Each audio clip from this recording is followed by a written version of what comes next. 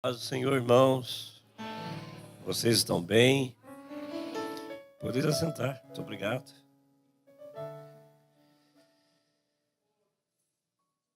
Eu agradeço muito a Deus pela oportunidade de estar mais uma vez aqui falando da palavra de Deus. Eu fiquei pensando, por que estão dando tanta oportunidade para mim? Eles não querem pregar, o Márcio pode pregar, o Saulo pode pregar, o Éder pode pregar, e tantos outros podem pregar. Mas eu fiquei pensando, é porque eu tenho menos tempo. É que eu tenho menos tempo. Os novos vão viver mais. E os velhos vão viver menos, então eu estou aproveitando esse pouco tempo que eu tenho para pregar a palavra de Deus. Bem, irmãos, não vou falar sobre a viagem, porque já foi reportado aqui sobre a viagem. Mas quero aproveitar a oportunidade de fazermos a leitura do capítulo 9 do livro de Atos.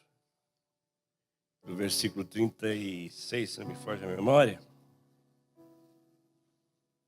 36 ao 42. Vamos fazer uma leitura sobre isso. Todos juntos, 1, 2, 3.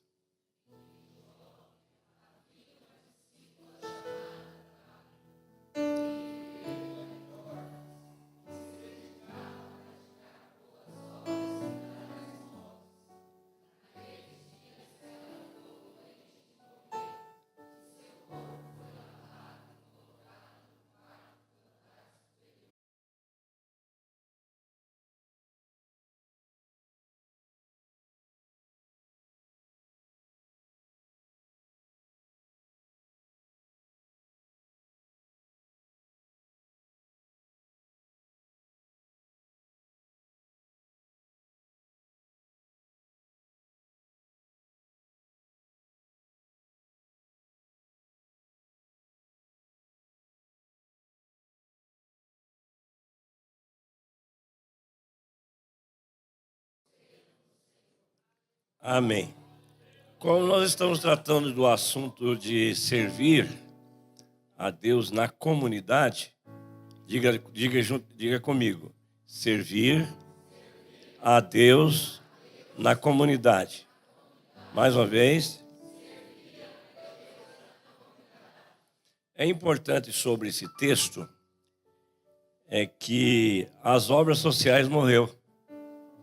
As obras sociais morreu. E quando as obras sociais morreu, mandaram chamar o apóstolo Pedro. O apóstolo Pedro veio e ressuscitou as obras sociais. Portanto, as obras sociais não podem morrer. Ela precisa ser ressuscitada em todos os cantos.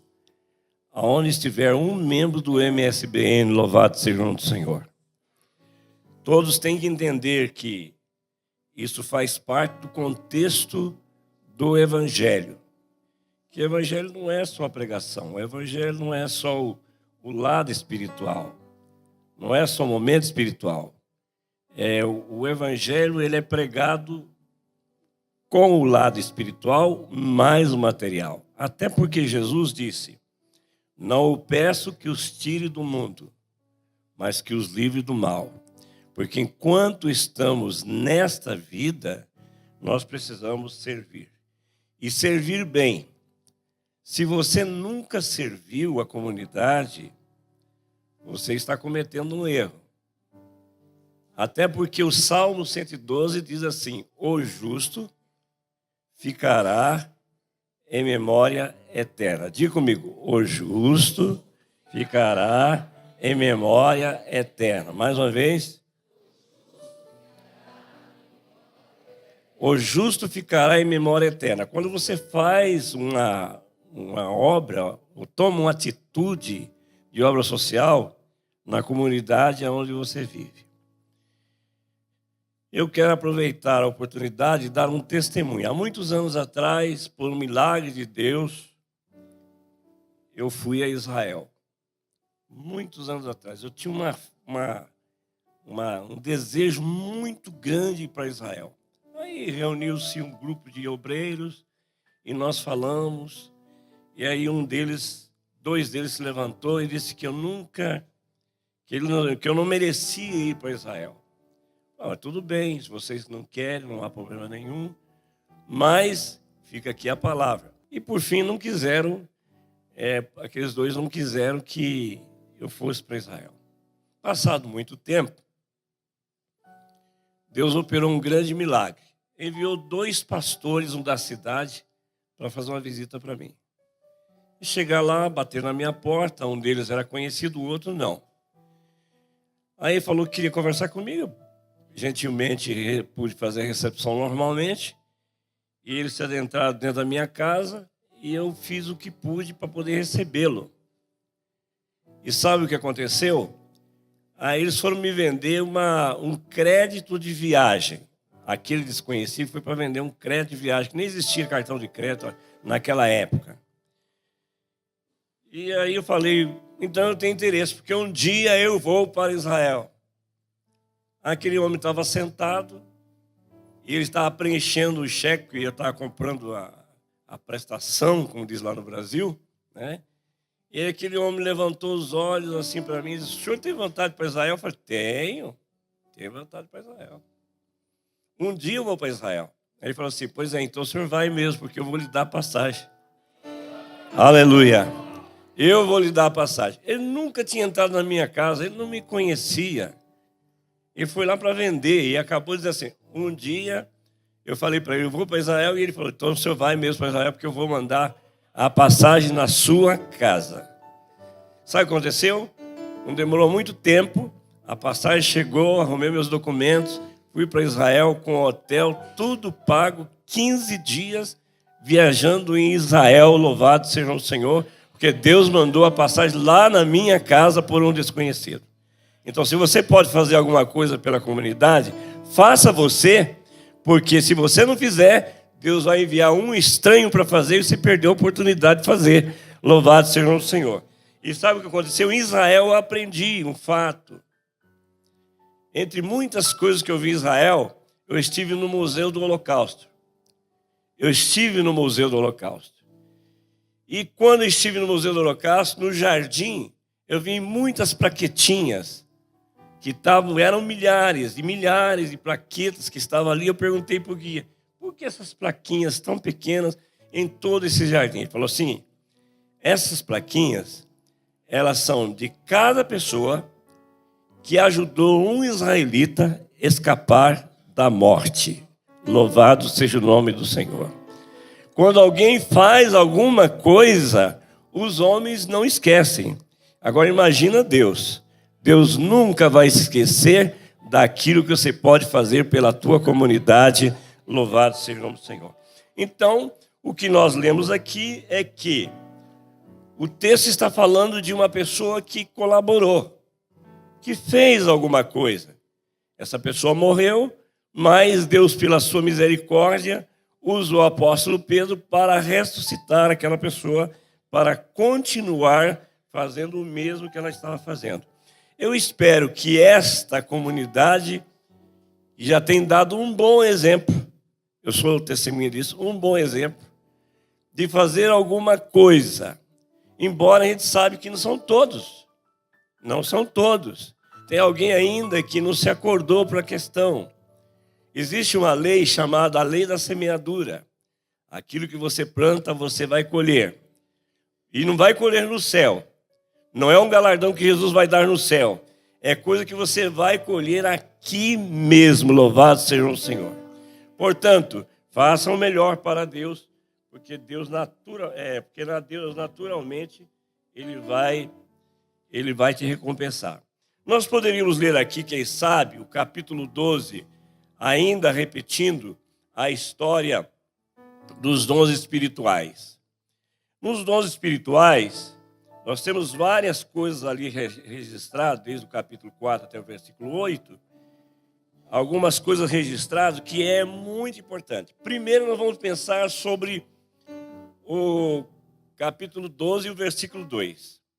O texto diz assim, não vos conformeis com este mundo, mas transformai-vos pela renovação do vosso entendimento, para que experimenteis o quê?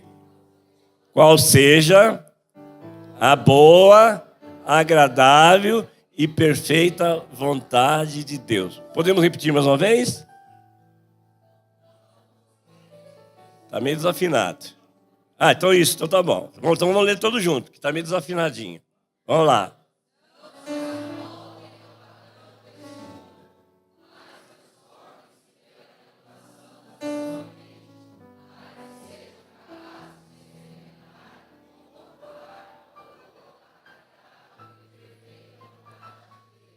Mas parece que está um pouco desafinado. Vamos afinar isso melhor. Vamos lá, mais uma vez.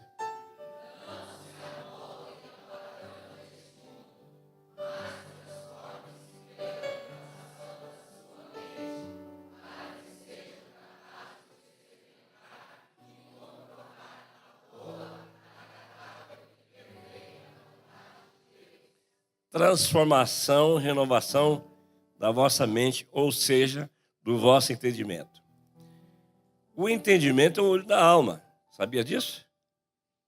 O entendimento é o olho da alma. Até porque a Bíblia diz no capítulo 4, versículo 4, que o Deus desse século cegou o entendimento do incrédulo para que não veja a luz do Evangelho de Cristo. Se cega porque é olho. Quando o indivíduo tem entendimento, é a mesma coisa que ter um olho. Tem as pessoas que estão enxergando. E tem gente que não enxerga isso. Ele só enxerga as coisas dessa vida. Ele só enxerga o bem-estar dessa vida. Ele está como aquele rico da parábola que Jesus falou, né? Que estava só pensando em si mesmo. Só estava pensando nas suas roupas, no seu palácio, enfim, pensando no momento. E esqueceu do pobre Lázaro, que estava à porta da sua casa, que era a oportunidade dele servir na comunidade. Louvado seja o nome do Senhor. Era uma grande oportunidade. Às vezes Deus manda alguém na tua casa, não é para poder te incomodar. É uma oportunidade que passa perto da tua casa, que passa no teu serviço, que passa onde você mora, para lhe dar a oportunidade de você aproveitar a saúde que você tem, os bens que você tem, o carro que você tem, as condições que você tem, a influência que você tem para ajudá-lo. E aquele moço que era rico, opulento, com um linho finíssimo, cheio de tanta glória do momento, ele não se preocupou com isso, ele estava preocupado consigo mesmo. Ele não estava nem preocupado em fazer alguma coisa pela comunidade, porque Deus lhe deu a oportunidade de fazer. E esta é uma palavra que vem para a tua vida para te despertar. Você, entre milhares de pessoas, talvez saiu do Brasil e teve a oportunidade de receber a entrada nesse país. Milhares de pessoas estão em vários países do mundo querendo entrar aqui, nunca tiveram oportunidade de entrar aqui. Nunca tiveram oportunidade, mas você teve. Você está aqui não é por acaso. Você está aqui para ser um instrumento de Deus para servir a comunidade. Pastor, eu não tinha nenhuma bicicleta para andar lá. Eu andava a pé. Eu vivia comendo, como disse a minha nora, disputando, como é que é? Disputando gabiroba com os porcos. Isso mesmo. Quantos vocês estavam em dificuldades enormes, né? Morando numa cidadezinha ruimzinha. Tem uma menina aqui que há pouco tempo teve lá em Guarapuava. Ela me disse uma cidadezinha pequenininha que parece que nem existe no mapa. E ela está aqui, tranquila, né? Já com a situação bem estável. Gente, Deus te trouxe aqui, não é só para você ficar andando de carro bonito, morando em casa boa, vivendo a sua, vivendo em coisa da praia, sei lá o quê, e você não está nem aí com a comunidade. Você não está nem aí com os outros. Às vezes você não está nem aí com os teus parentes, quanto mais com os teus amigos. Saiba, Deus te trouxe aqui para você ser um instrumento de bênção. E tudo que Deus te deu é para você compartilhar com outros que estão com necessidade, estão precisando, estão morrendo, estão precisando de ser atendidos, ser cuidado. Se o teu sentimento social morreu, esta noite, esta manhã, é manhã de ressurreição. Deus quer te levantar, louvado seja o Senhor, para colaborar com tantos outros. Às vezes uma ação tão pequena, ela pode colaborar para uma grande obra, louvado seja o nome do Senhor. E nós poderíamos dizer de muitas coisas que nas obras sociais ou nas áreas da comunidade, você pode trabalhar em vários aspectos, né? No mundo de compartilhar com as necessidades da pessoa. Você pode compartilhar na área de ser uma pessoa que esteja à disposição de alguém, ou que você possa trabalhar na área educacional, na área da saúde. Enfim, são 1000 coisas que você pode colaborar no reino de Deus. Ah, pastor, mas será? Será não. Deus quer te levantar. Agora, não fica somente pensando nas coisas materiais, no seu bem, na sua convivência boa, porque isso passa. E você vai perder a oportunidade de ser uma bênção. Como o Salmo 112 diz, o justo ficará em memória eterna. O que você vai levar, o que você vai fazer para alguém. Porque até o rico, quando estava no Hades, e que ele viu Lázaro no seio de Abraão, ele teve interesse em fazer alguma coisa, mas já era tarde demais. Já era tarde demais. Então faça enquanto há tempo. Faça enquanto Deus está lhe dando com abundância. Porque quanto mais você fizer, mais Deus vai abrir as portas para você ser abençoado. Louvado seja o Senhor. Eu fiquei me lembrando do irmão que colaborou com as cadeiras. Como é que é o nome dele, hein?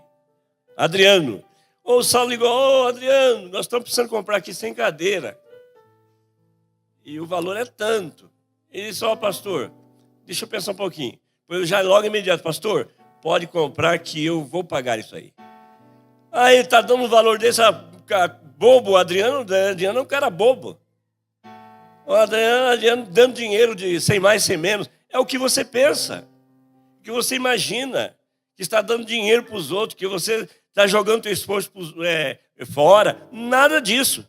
O Adriano era muito pobre aqui. A situação dele não era quase nada, precisando de tudo. Ele foi ajudado, Deus abençoou, Deus deu uma empresa para ele, a empresa está crescendo e ele agora tem que ser uma bênção. E ele não disse não. Ele deu as cadeiras num país onde há uma necessidade tremenda.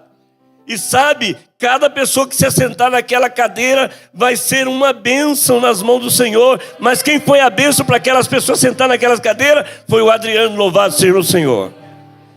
E eu espero que a glória de Deus esteja sobre a vida de cada pessoa. Então você pode cooperar sim, nas diversas áreas sociais. Tem gente que eu fico assim pensando... A minha vocação é num determinado lado, mas fico pensando na vocação de muitas outras pessoas, como elas são tão importantes. Por exemplo, em Guarapuava, tem um homem chamado Pedro, o nome dele é Pedro.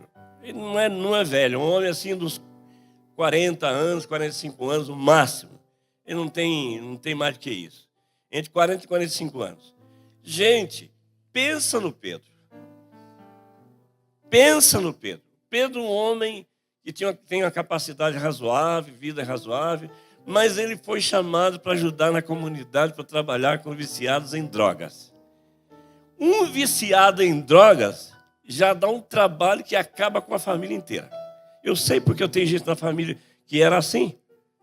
Eu tinha gente na família que era assim. Pensa no trabalho que dá, a dificuldade que dá. Mas o Pedro não está com uma pessoa. O Pedro está com 45 pessoas viciadas em drogas, sendo trabalhado todos os dias. E outra coisa, ele não cobra nada de nenhum viciado em drogas. E ele faz tudo aquilo pela fé. Eu fui lá, dei a cobertura principal, o lado espiritual, até o lado financeiro a gente ajuda sempre, colabora aqui, ali e lá. Mas eu fico pensando no Pedro. O Pedro não tem essa usurpação de ser pastor. Ele não está preocupado em fazer parte do ministério da igreja como muitas pessoas imaginam. Ele não quer ser missionário, ele não quer ser pastor, ele não quer ser evangelista, ele não quer ser nada disso. Ele quer cuidar dos viciados em droga, porque foi a chamada que Deus colocou em suas mãos. E sabe o que aconteceu? Já saiu muita gente de lá, irmãos. Recuperado.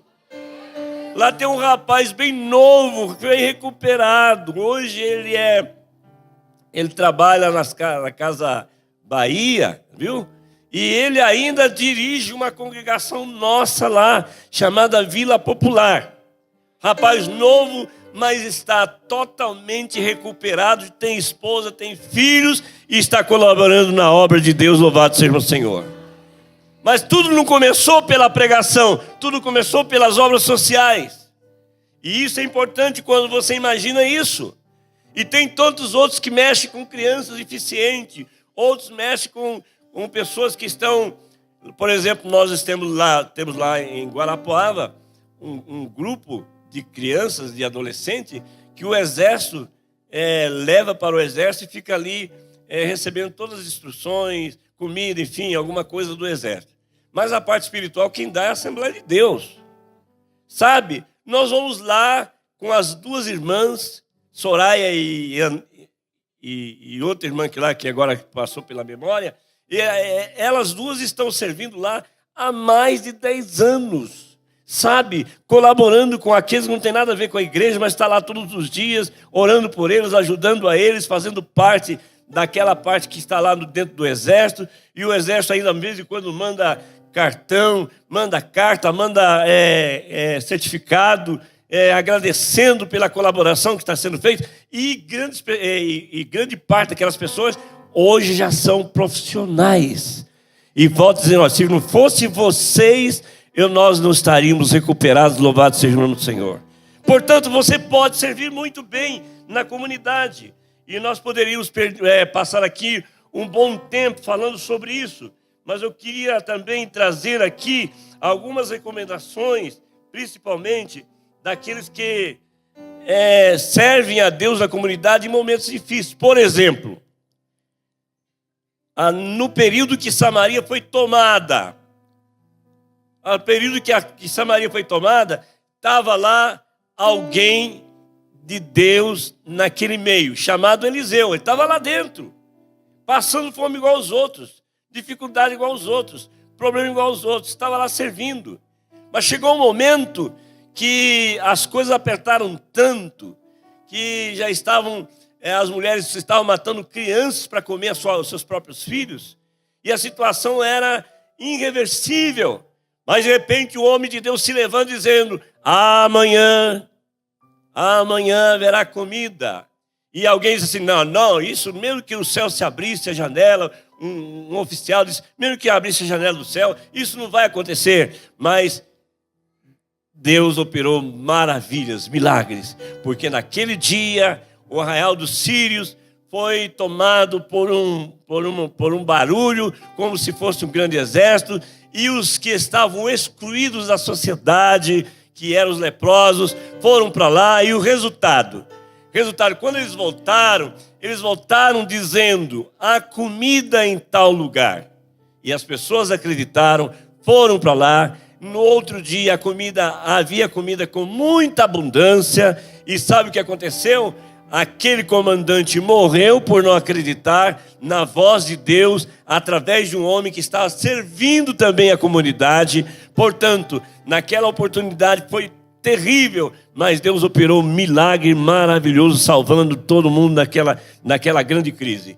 Ainda hoje, Deus ainda tem homens que em momentos de crises, seja crise familiar, seja crise social, seja crise financeira, Deus pode levantar alguém com uma voz profética e dizer: Deus é o Senhor dessa comunidade e Ele vai prover tudo aquilo que esta comunidade precisa, e o nome do Senhor será poderosamente glorificado.